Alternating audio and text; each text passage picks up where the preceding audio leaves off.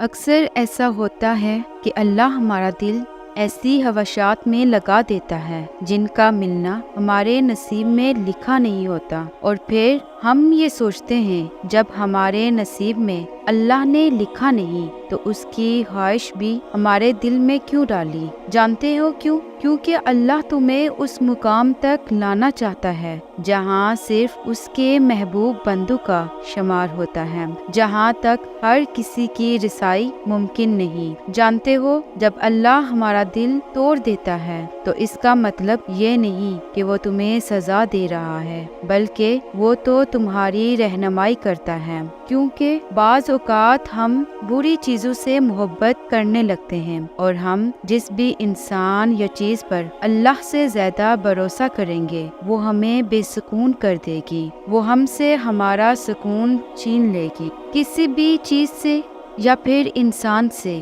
محبت ضرورت کے لیے نہیں کی جاتی، اور وہ چیزیں ہمیں آگے مسلسل تکلیف دینے والی ہوتی ہیں۔ اصل میں یہ وہ چیزیں یا وہ انسان ہوتے ہیں جن پر ہم اللہ سے زیادہ بھروسہ کرنے لگتے ہیں اور ہمیں اس بات کی خبر بھی نہیں ہوتی۔ اور جانتے ہو، جب تم اللہ کی جگہ کسی اور کو دیتے ہو تب تمہاری زندگی میں درد بڑھ جاتے ہیں، اور پھر ایسا ہوتا ہے کہ ہمارے اوپر آزمائشیں آنا شروع ہو جاتی ہیں، اور پھر اللہ ہمارے ایمان کا امتحان لیتا ہے۔ آزمائش اور امتحان ہمیں اس بات کی یاد دلاتے ہیں کہ اللہ کے علاوہ ہم کسی کے بھی بغیر زندہ رہ سکتے ہیں، اسی لیے تو اللہ ہمارے دلوں کو توڑ دیتا ہے انہی لوگوں اور چیزوں کے ہاتھوں سے جن کے بارے میں ہم سوچتے ہیں اگر وہ نہ ملی تو ہم مر جائیں گے۔ یاد رکھو، آپ کا دل شروع سے ہی اللہ کے لیے بنایا گیا ہے۔ قرآن پاک میں اللہ تعالیٰ فرماتا ہے، سن لو، اللہ کی یاد ہی میں دلوں کا چین ہے۔ اللہ تو تمہیں عارضی تکلیف دے کر تمہیں مستقل اذیت سے بچا رہا ہے۔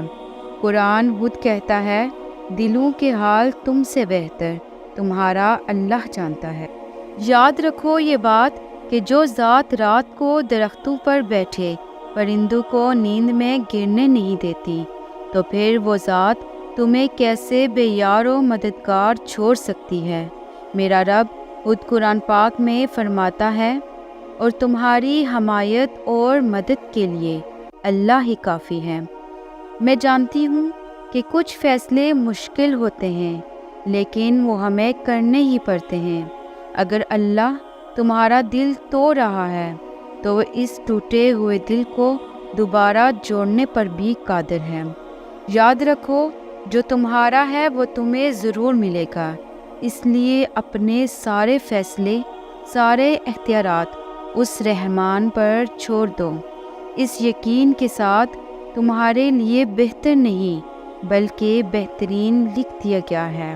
میری اللہ سے دعا ہے کہ وہ آپ کے ٹوٹے ہوئے دل کو اپنی محبت اور سکون سے بھر دے، اور آپ کا دل ایسی خواہشات سے ہٹا دے جو آپ کے لیے دکھ اور غم کا باعث بنے۔ آمین۔